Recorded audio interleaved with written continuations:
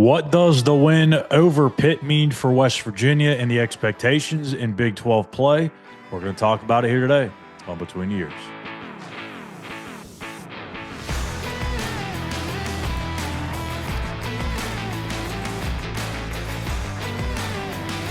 What is up, everybody? Schuyler Callihan here with another episode of BTE. Be sure to hit that like and subscribe button here on our channel at West Virginia on SI. We've got shows dropping every Sunday, Tuesday, and Wednesday throughout football season.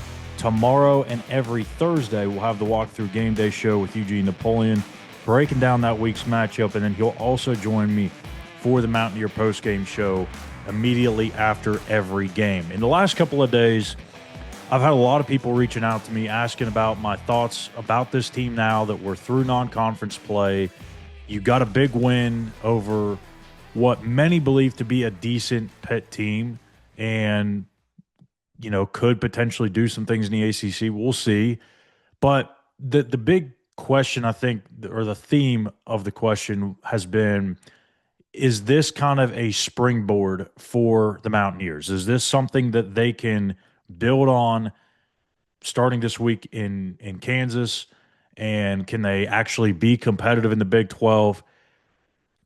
Look, I hate to take this stance on it, but it's just the truth of the situation.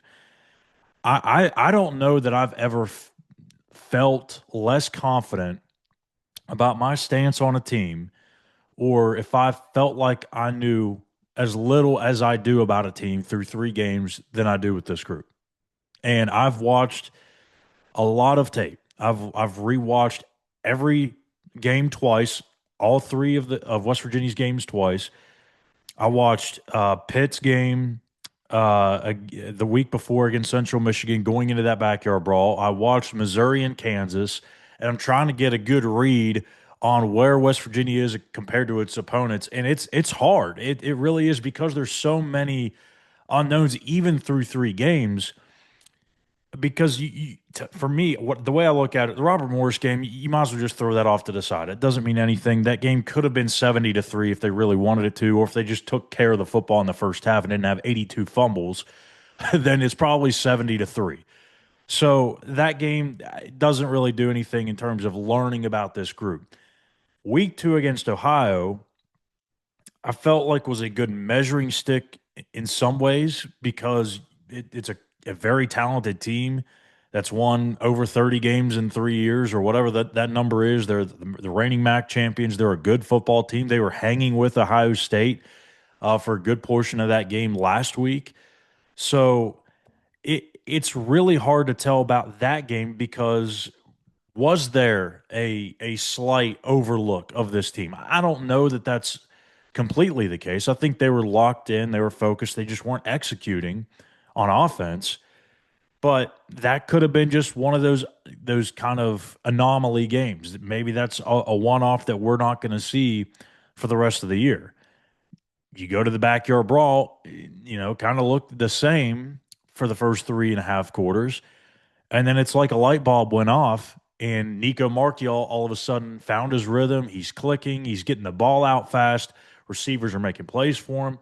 The offensive line was playing well at that juncture, not maybe for the first 3.5 quarters, but certainly for those 2 drives that led the comeback at the end of the 4th quarter, and then also in overtime. They did enough in that time frame to allow Nico to have some time to throw the ball, to even run the ball a little bit.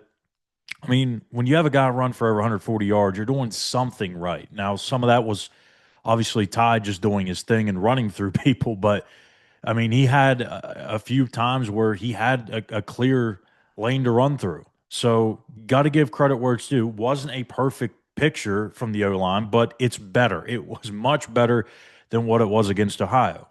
So it's really difficult to kind of project where this team's going to be in 2 weeks, 3 weeks, a month from now, 2 months from now, when we really don't even know what it's going to look like this Saturday. Because for me, the big question I have is what we saw in the end in that back half of the 4th quarter and in overtime.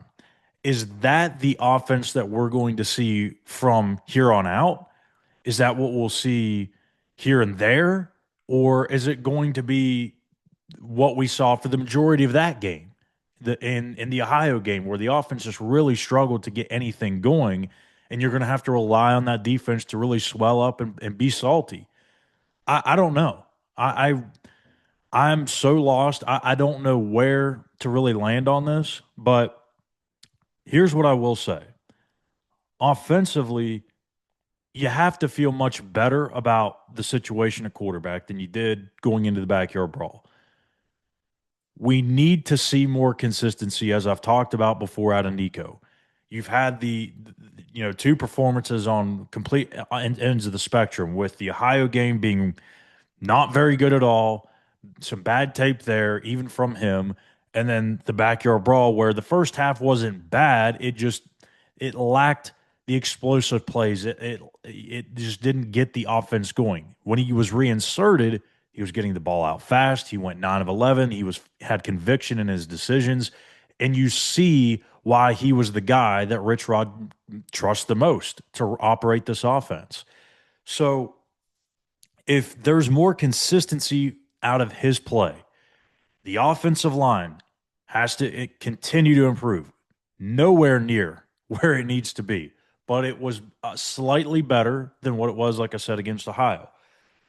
If that side of the ball can just get to be respectable, doesn't have to be an elite level, doesn't have to be Rich Rod 2005 to 07. It doesn't have to be, Will Greer, Geno Smith era type of offense. It doesn't need to be that. It doesn't need to be anywhere near that, remotely near that.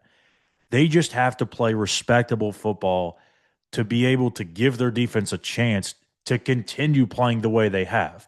If they don't, you're asking a hell of a lot out of that defense. You're asking Zach Alley to hold teams to under 20 points per game, and that's just not a good recipe.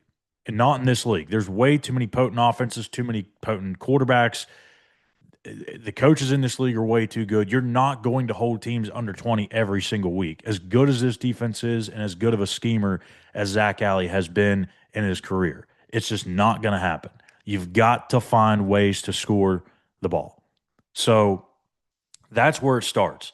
Defensively, like I've mentioned, I mean, this is a group that's playing extremely well, and it's only 3 games in with each other. I mean, you have so many new pieces coming from every which different direction, every which level, and yet they're playing this well 3 games in against some pretty quality opponents in Ohio at their level and Pitt in the Power 4.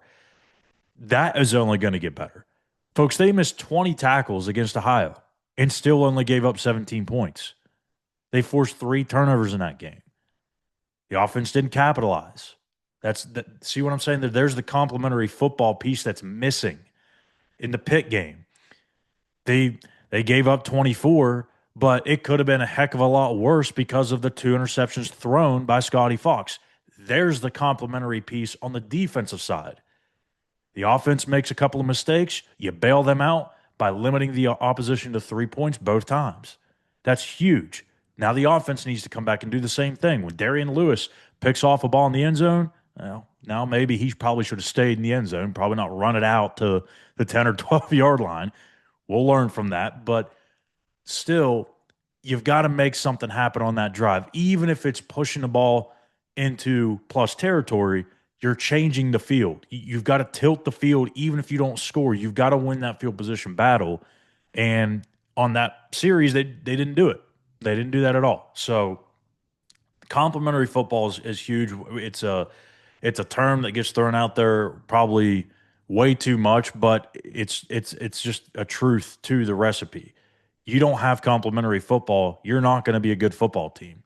You can't be a one-dimensional team or a one-sided football team throughout the course of a 12-game season.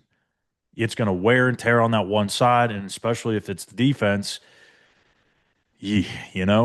So, let's go ahead and look here at the schedule, and it is a very tough slate, folks. I mean, I would be – I would not be telling the truth here if I said, there's just wins littered all over this thing, and just throw out some different names and call those winners. I don't think that's the case. I think this is going to be a struggle to get to 6. I think you could get to 7 or 8, but it's going to be a challenge. I mean, you got Kansas this week, who, in my opinion, hasn't really wowed me. I know they only played one game against a meaningful opponent in Missouri, but even in that game, I saw a lot of things that West Virginia can exploit.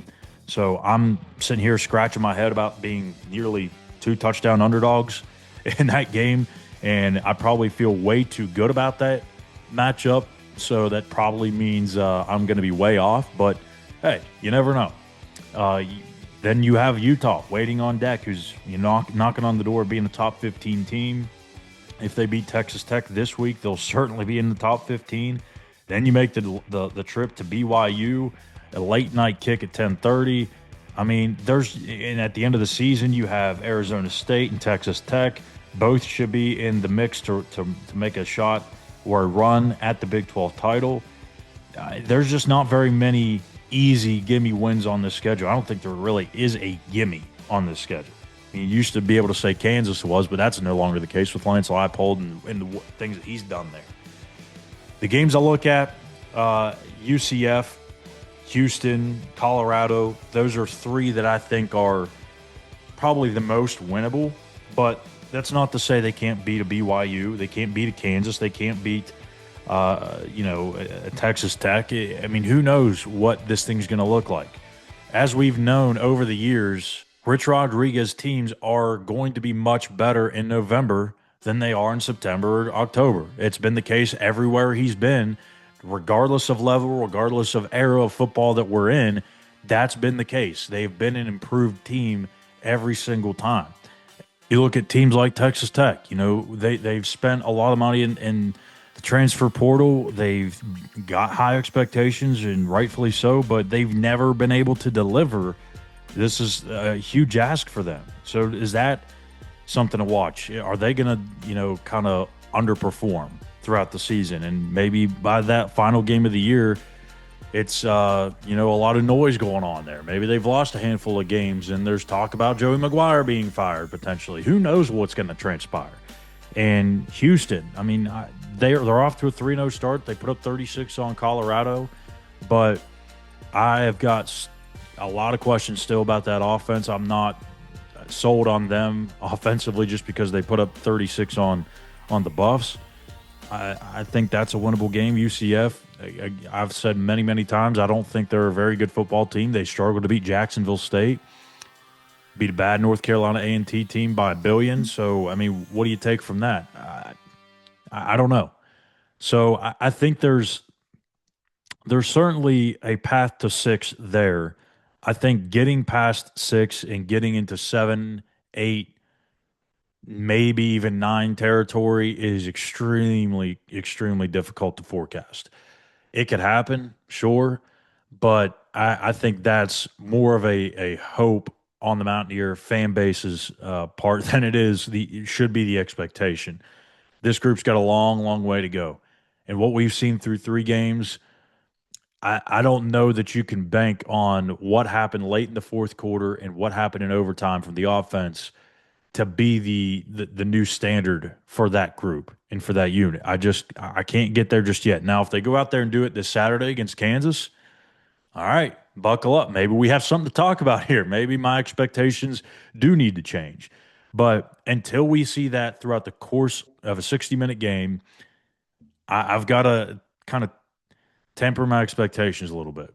So let me know what you guys think in the comment section here on our YouTube channel. How many more wins do you see the Mountaineers picking up in 2025?